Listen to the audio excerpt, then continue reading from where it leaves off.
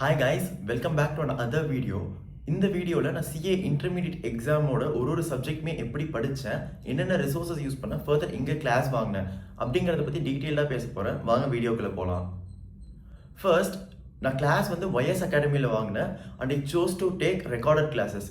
எதனால நான் recorded classes எடுத்தேன்னா, one is timing flexibility and இன்னொன்று I felt like I would have more time if I choose recorded classes more than going to offline classes. Next, நான் subject wise எப்படி prepare பண்ணேங்கிறத பற்றி டீட்டெயிலாக பார்க்கலாம் வாங்க. First, let me start with numerical subjects, that is accounts excluding accounting standards, costing and financial management. இந்த மூணு சப்ஜெக்ட்லேயுமே first I would recommend you to be very thorough with the concepts.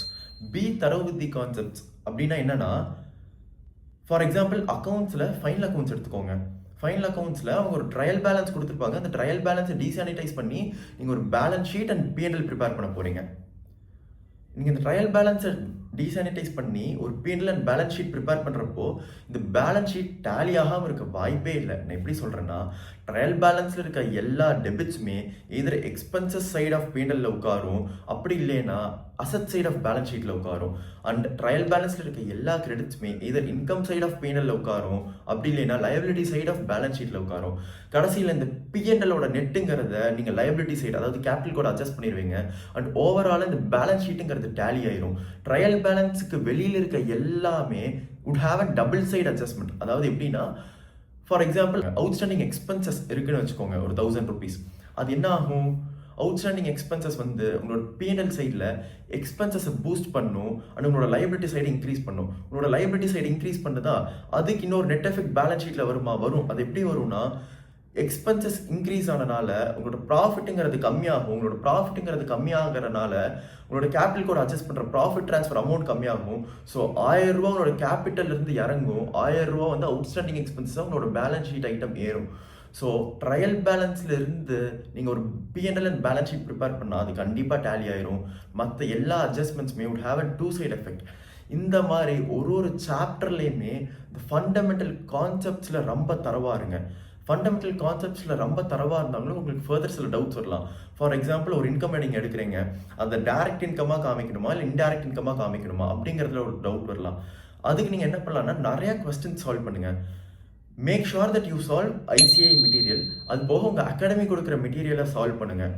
உங்கள் academy கொடுக்குற material நீங்கள் self study பண்ணுறீங்க அப்படின்னா ICAI material plus ஒரு past 10 to 11 அட்டம்ஸோட RTP, MTP and previous year questions, இது எல்லாத்தையும் சால்வ் பண்ணிங்கன்னா ஹோலிஸ்டிக்காக ஒரு கான்செப்ட்ஸை நீங்கள் அண்டர்ஸ்டாண்ட் பண்ணிக்க முடியும்.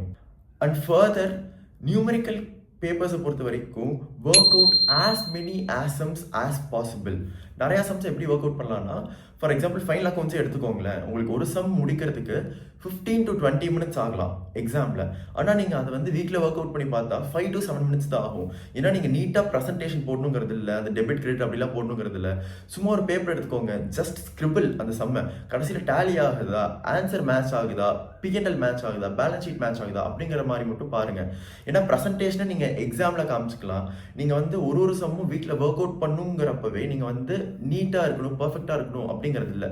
நீங்கள் வந்து உங்களோட கான்செப்ட்ஸில் தரவாக இருந்தீங்கன்னா ப்ரெசன்டேஷனை உங்களோட எக்ஸாமில் நீங்கள் இம்ப்ரூவ் பண்ணிக்கலாம் கண்டிப்பாகவே. காஸ்டிங் அண்ட் ஃபைனான்ஷியல் மேனேஜ்மெண்ட் பொறுத்த வரைக்கும் அப்படி தான், பி தரோ வித் யுவர் கான்செப்ட்ஸ். அண்ட் நான் கிளாஸ் பார்க்குறப்பே இன்னொரு விஷயம் நான் பண்ணேன். ஃபார் எக்ஸாம்பிள் ஒரு சம் எடுத்துக்கிட்டேன், காஸ்டிங்கில் ஒரு சம் எடுத்துக்கிட்டேன், இல்லை எஃப்எம்ல ஒரு சம் எடுத்துக்கிட்டேன். இந்த ஒரு அட்ஜஸ்ட்மெண்ட் டிஃப்ரெண்ட்டாக இருக்குது, இல்லை இந்த ஒரு பார்ட் டிஃப்ரெண்ட்டாக இருக்குன்னா உடனே நான் வந்து அந்த கொஸ்டின் பக்கத்தில் ஒரு இம்பார்ட்டன்ட் மார்க் போட்டு வச்சுருவேன். அந்த கொஸ்டின் பக்கத்தில் இல்லை, ஸ்பெசிஃபிக்காக அந்த அட்ஜஸ்ட்மெண்ட் பக்கத்தில் நான் அந்த இம்பார்ட்டன்ட் மார்க் போட்டு வச்சுருவேன். ஸோ தட் கடைசியாக நான் ரிவைஸ் பண்ணுறப்போ எதெல்லாம் வித்தியாசமாக இருக்குது அப்படிங்கிறது எனக்கு நல்லாவே தெரிஞ்சிடும். அண்ட் நான் இன்னொரு விஷயமும் பண்ணேன். ஒரு சம் வந்து ரிப்பீட்டடாக இருக்குன்னா அது பக்கத்தில் ஒரு இன்டூ மார்க் போட்டுருவேன். இல்லைன்னா ஒரு பெரிய சம் இருக்குது, அதுக்கு இல்லைன்னு ஒரு சின்ன சம் இருக்குது. அந்த சின்ன சம்மோட எல்லா கான்செப்ட்ஸுமே இந்த பெரிய சம்மில் கவர் ஆயிடுச்சுன்னா அந்த சின்ன சம் பக்கத்தில் ஒரு இன்டூ மார்க் போட்டுருவேன். அதாவது நான் என்ன சொல்ல வரேன்னா, இந்த சம்மை நீ வந்து ஸ்பெசிஃபிக்காக பார்க்கணுங்கிறது இல்லை. ஏன்னா இந்த சம்மில் இருக்க கான்செப்ட்ஸ் எல்லாமே ஏற்கனவே கவர் ஆயிடுச்சு அப்படிங்கிறது தான் அந்த இன்டூ மார்க் வந்து எனக்கு குறிக்குது. அண்ட் இம்பார்ட்டன்ட் மார்க்னா இந்த ஒரு அட்ஜஸ்ட்மெண்ட் வந்து வித்தியாசமாக இருக்கும் அப்படிங்கிறது தான் ஒரு இம்பார்ட்டன்ட் மார்க் குறிக்குது. Next, accounting standards. அக்கௌண்டிங் ஸ்டாண்டர்ட்ஸை பொறுத்த வரைக்கும் நான் எல்லா ஏஎஸ்க்குமே செப்பரேட்டாக நானே நோட்ஸ் எடுத்துக்கிட்டேன். அண்ட் ஃபர்தர் நான் வந்து ஏஎஸ் வைஸ் நான் அப்ரோச் பண்ணேன் rather than chapter wise as given in ICAI. And further நான் வந்து ஒரு ஏஎஸ் எடுத்துக்கிட்டேன்னா அந்த ஒரு ஏஎஸ்ல நான் வந்து கான்செப்ட்ஸை பிரேக் பண்ணிக்கிட்டேன். ஃபார் எக்ஸாம்பிள் எம்ப்ளாயி பெனிஃபிட் காஸ்ட்னு எடுத்துக்கிட்டேன்னு வச்சுக்கோங்க. இங்கே காமிக்கிற இவ்வளோ கான்செப்ட்ஸ் தான். ஸோ நான் வந்து இவ்வளோ கான்செப்ட்ஸை தரவாயிட்டேன்னா எம்ப்ளாயி பெனிஃபிட் காஸ்ட்டை நான் வந்து தரவாயிட்டேன். அது போக ஐசிஐயில் இருக்க எல்லா சம்ஸுமே நான் ஒர்க் அவுட் பண்ணி பார்த்தேன். பாஸ்ட் 11 அட்டம்ப்ட்ஸோட MTP, RTP and previous year questions இது எல்லாத்தையுமே நான் வந்து ஒர்க் அவுட் பண்ணி பார்த்தேன். And what I generally feel is accounting standards வந்து எழுதுறதுமே ஈஸி தான். லா இல்லை ஆடிட் இல்லைன்னா ஸ்ட்ராட்டஜிக் மேனேஜ்மெண்ட் மாதிரி ரொம்ப நீங்கள் எஃபர்ட்ஸ் போட்டுங்கிறது இல்லை. கான்செப்ட்ஸில் தரவா இருந்தீங்க, அதோட ஃபண்டமெண்டலை புரிஞ்சுக்கோங்க. ஸோ ஈஸியாக நீங்கள் எழுதிடலாம் அக்கௌண்டிங் ஸ்டாண்டர்ட்ஸை. இன்னொரு முக்கியமான விஷயம், அக்கௌண்ட்ஸில் நீங்கள் எந்த அளவு நியூமெரிக்கல்ஸில் கான்சன்ட்ரேட் பண்ணுறீங்களோ அதே அளவு ஏஎஸ்லையும் கான்சன்ட்ரேட் பண்ணுங்கள். Because both have equal weightage. Next theoretical subjects, அதாவது law, audit and strategic management. இந்த சப்ஜெக்ட்ஸை நான் எப்படி படிச்சுங்கிறத பற்றி பார்க்கலாம். First of all theory numericals மாதிரி இது ஈஸியாக இருக்காது, இது வந்து என்ன பண்ணாலும் மார்க் போட மாட்டாங்க அப்படிங்கிற ஒரு மைண்ட் செட்லேருந்து வெளியில் வந்துடுங்க. தியரிட்டிக்கல் சப்ஜெக்ட்ஸையும் ப்ராக்டிக்கலாக அப்ரோச் பண்ணுங்கள். ஃபார் எக்ஸாம்பிள் நீங்கள் வந்து லாவில் இன்கார்பரேஷனுங்கிற ஒரு சாப்டர் எடுத்தீங்கன்னா இன்கார்பரேஷனில் memorandum of association, articles of association, how to incorporate a company, இதெல்லாம் வந்து கான்செப்ட் வைஸ் தெரிஞ்சுக்கோங்க. தியரிட்டிக்கல் சப்ஜெக்ட்ஸையும் ப்ராக்டிக்கலாக உள்வாங்கிக்கோங்க. அது மட்டும் பண்ணால் பத்துமான்னு கேட்டால் கண்டிப்பாக பத்தாது. நீங்கள் இதை வந்து பேப்பரில் ப்ரெசென்ட் பண்ணணும். பேப்பரில் ப்ரெசென்ட் பண்ணுறதுக்கு நீங்கள் கொஞ்சம் எக்ஸ்ட்ரா எஃபர்ட்ஸ் போட்டு தாங்க ஆகணும். அதுக்கு நீங்கள் என்ன பண்ணணுன்னா, நீங்கள் எல்லா கான்செப்ட்ஸுமே ஃபஸ்ட்டு தரவாக புரிஞ்சுக்கிட்டீங்களா, புரிஞ்சதுக்கப்புறம் மக்கப் பண்ணுங்கள். மக்கப் பண்ணுமா? ஆமாங்க, மக்கப் பண்ணி தான் ஆகணும். ஏன்னா வந்து வேல்யூவருக்கு நீங்கள் என்ன எழுதியிருக்கீங்க அப்படிங்கிறது தான் தெரியும். புரியாமல் ஒருத்தன் மக்கப் பண்ணிட்டு போய் எழுதுறான், அவன் நல்லா எழுதியிருக்கான். இன்னொருத்தன் புரிஞ்சுக்கிட்டு கொஞ்சம் அறகுறையாக எழுதியிருக்கான். வேல்யூவர் யாருக்கு மார்க் போடுவாங்க? புரியாமல் மக்கப் பண்ணிட்டு போய் எழுதுறவனுக்கு தான் மார்க் போடுவாங்க. ஏன்னா பேப்பரில் என்ன இருக்கோ அதுதான் வேல்யூவருக்கு தெரியும். உங்களுக்கு புரிஞ்சிருக்கா புரியலையா அப்படிங்கிறதுல வேல்யூவருக்கு முக்கியமே இல்லை. ஃபர்தர் மோர் வேல்யூவருக்கு அது தெரியவும் தெரியாது.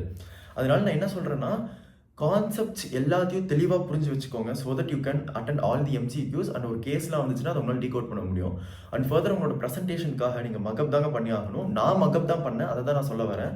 அண்ட் நான் எப்படி மக்கப் பண்ணேன்னா, லால மொத்தம் 200-300 பேஜஸ் இருக்கும் புக்கே. ஃபுல்லாத்தையும் உட்காந்து மக்கப் பண்ணிட்டு இருக்க முடியாது, அது ரொம்ப கஷ்டம். So I kept priorities. நான் ப்ரியாரிட்டிஸ் எப்படி வச்சேன்னா, சாப்டர் வைஸ் ப்ரியாரிட்டி நான் வைக்கல. ஃபர்தர் ஒரு சாப்டர் எடுத்துக்கிட்டேன்னா ஒரு சாப்டரோட பாஸ்ட் 11 இயர்ஸோட எம்டிபி, ஆர்டிபின்னு ப்ரீவியஸ் இயர் கொஸ்டின்ஸ் நான் பார்ப்பேன்.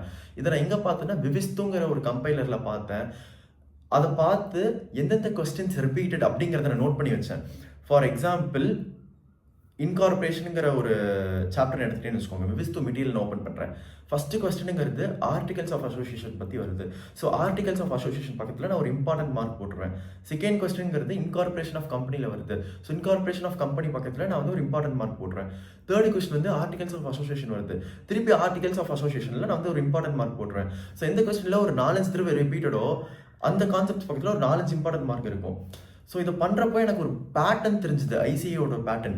இந்த கொஸ்டின்ஸ்லாம் வந்து ரிப்பீட்டடாக கேட்டுக்கிட்டே இருக்காங்க, இந்த கொஸ்டின்ஸ்லாம் வந்து கேட்கவே இல்லை. அந்த கேட்கவே இல்லை அப்படிங்கிற கான்செப்ட்லேருந்து உங்களுக்கு கொஸ்டின் வரலாம். ஆனால் 100 மார்க்லேருந்து மிஞ்சி போனால் ஒரு 10 to 5 மார்க் வரலாம். ஸோ அது நீங்கள் ஏற்கனவே கான்செப்ட்ஸ் புரிஞ்சு வச்சுருக்கீங்க, அதனால உங்களால் அதை எழுதிட முடியும். நான் சொல்கிறது இந்த ப்ரியாரிட்டிஸ் வச்சு ரொம்ப இம்பார்ட்டன்ட்னு மார்க் பண்ணுறீங்களே, அதெல்லாம் ரொம்ப நல்லா மக்கப் பண்ணிக்கோங்க. அதாவது ஒரு 5 பாயிண்ட் இருந்துச்சுன்னா அந்த 5 பாயிண்ட் அப்படியே எழுத தெரியல அளவுக்கு நீங்கள் வந்து அதை மக்கப் பண்ணிக்கோங்க. மீதியெல்லாம் சும்மா ஒரு கான்செப்ட்ஸோட ஓவர்வியூ தெரிஞ்சு வச்சுக்கோங்க. அது எம்ஜிக்யூஸில் கேட்டால் எழுதுகிற மாதிரி, இஃப் இன் கேஸ் அதுலேருந்து கொஸ்டின் வந்தாலும் அது எழுதுகிற அளவு நீங்கள் வந்து தெரிஞ்சு வச்சுக்கோங்க. ஸோ இப்படி பண்ணுறப்ப என்ன ஆகுதுன்னா, நீங்கள் ரொம்ப தெளிவாக படித்த இல்லைன்னா ரொம்ப தெளிவாக மக்கப் பண்ணதெல்லாம் வந்து 5 மார்க் கொஸ்டின் கேட்டாங்கல்ல, இல்லை 4 to 5 மார்க்ஸ் வாங்கிடுங்க. மீதியெல்லாம் வந்து ஒரு 3 to 4 மார்க்ஸ்க்கு வாங்குற மாதிரி நீங்கள் படித்து வச்சுக்கோங்க. One more thing, writing practice is very important. நீங்கள் உட்காந்து எழுதி பாருங்கள். எழுதினா தான் உங்களுக்கு உங்களோட ஸ்பீடு தெரியும். அண்ட் ஃபர்தர் நீங்கள் என்ன மிஸ்டேக்ஸ் பண்ணுறீங்கிறத உங்களுக்கு தெரிஞ்சுக்க முடியும். இன்னொரு முக்கியமான விஷயம், தியரி சப்ஜெக்ட்ஸ்க்கு நோட்ஸ் எழுதணுமா? I very strongly recommend you to take notes. அதை நான் என்னோட பர்சனல் எக்ஸ்பீரியன்ஸ்லேருந்து சொல்கிறேன். நான் வந்து லா அண்ட் ஸ்ட்ராட்டஜிக் மேனேஜ்மெண்ட்டுக்கு எல்லா சாப்டர்ஸ்லையுமே நான் நோட்ஸ் எடுத்துக்கிட்டேன். இதே நான் ஆடிட் நான் வந்து நோட்ஸே எடுக்கல. ஆடிட்டில் தான் வந்து நான் எக்ஸம்ஷன் வாங்கல. ஆடிட்டில் தான் வந்து சிஏ இன்டர்மீடியட்லேயே எனக்கு ரொம்ப கம்மியான மார்க் 47 தான் என்னால் ஸ்கோர் பண்ண முடிஞ்சுது. So I very strongly recommend you to take notes for all the theoretical subjects and all the chapters.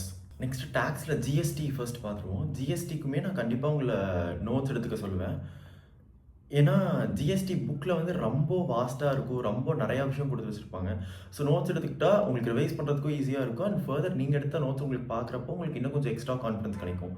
So GST பொறுத்த வரைக்கும் எழுதுறது ஈஸி தான். பட் சில விஷயம் வந்து நீங்கள் அந்த தியரிக்கு பண்ண மாதிரி எழுத கற்றுக்கோங்க. ஃபார் எக்ஸாம்பிள் செக்ஷன்லாம் வந்து அந்த வேர்ட்ஸ் மாற்றாமல் எழுத கற்றுக்கோங்க. அண்ட் இன்னொரு விஷயம் ஜிஎஸ்டிலையுமே நிறையா சம்ஸை வந்து ஒர்க் அவுட் பண்ணி பாருங்கள். Past year papers and ICAI sums இந்த 2 தான் வந்து key. Next income tax. Income டேக்ஸில் கான்செப்ட்ஸ் வைஸ் தரவா இருங்க. ஃபார் எக்ஸாம்பிள் வந்து residential status, 5 heads of income, TDS, TCS இது எல்லாமே சேர்த்துனா தான் டோட்டல் இன்கம் ஸ்டேட்மெண்ட். இப்போதைக்கு டோட்டல் இன்கம் ஸ்டேட்மெண்ட்டை விட்டுருங்க. தனித்தனியாக ஒரு கான்செப்ட்ஸ் எடுத்தால் அதில் தரவா இருங்க. ஏன்னா டோட்டல் இன்கம் ஸ்டேட்மெண்ட்டுங்கிறது 10 மார்க்ஸ் தான் கேட்க போகிறாங்க. இன்கம் ஃப்ரம் ஹவுஸ் ப்ராப்பர்ட்டி எடுத்தீங்களா, அதில் ஃபுல் தரவா இருங்க. கேபிட்டல் கெயின் எடுத்தீங்களா, அதில் ஃபுல் தரவா இருங்க. ஸோ இதெல்லாம் நீங்கள் தரவா இருந்தாவே உங்களுக்கு 50 மார்க்ஸ் தரவா இருக்கும். டோட்டல் இன்கம் ஸ்டேட்மெண்ட் நானுமே ஸ்ட்ரகிள் பண்ணேன். நான் வந்து எக்ஸாமுக்கு முன்னாடி ரஃபாக ஒரு 25 to 30 total income statement sums work out பண்ணி பார்த்தேன். ஃபார்ச்சுனேட்லி ஆர் அன்ஃபார்ச்சுனேட்லி எல்லா சம்முமே தப்பாக தான் இருந்துச்சு. எக்ஸாம்லேயுமே அதை நான் கரெக்டாக எழுதுனாங்கிறது தெரில. So it is very normal to make mistakes. உங்களுக்கு தப்பாக தான் வந்துச்சுன்னா it is very fine. But வந்து இண்டிவிஜுவல் கான்செப்ட் வைஸ் ரொம்ப தரவாக இருங்க. ஏன்னா இதில் தான் வெயிட்டேஜ் ஜாஸ்தி. டோட்டல் இன்கம் ஸ்டேட்மெண்ட் டேலியால அப்படிங்கிற மாதிரி உங்களோட கான்ஃபிடன்ஸை நீங்கள் பிரேக் பண்ணிக்க வேண்டாம். இந்த ஒரு விஷயத்தை மட்டும் ஞாபகம் வச்சுக்கோங்க. நீங்கள் வந்து வீட்டில் டெஸ்ட் எழுதுறப்பே இல்லை வீட்டில் ஒர்க் அவுட் பண்ணிட்டு இருக்கிறப்பே நீங்கள் வந்து ஒரு விஷயத்த தப்பு பண்ணிட்டீங்கன்னா அந்த தப்பை நீங்கள் திருப்பி பண்ண மாட்டீங்க. திருப்பி ஃபைனல் எக்ஸாம் எழுதுறப்போ உங்களுக்கு அந்த தப்பு ஞாபகம் வரும். அந்த டைமில் அந்த தப்பு பண்ணேன், இப்போ நான் அதை பண்ணக்கூடாது. So it is okay to make mistakes when you learn. When you make mistakes at the time of learning, you won't repeat it in the exams. So all the very best for your exams. Thank you very much.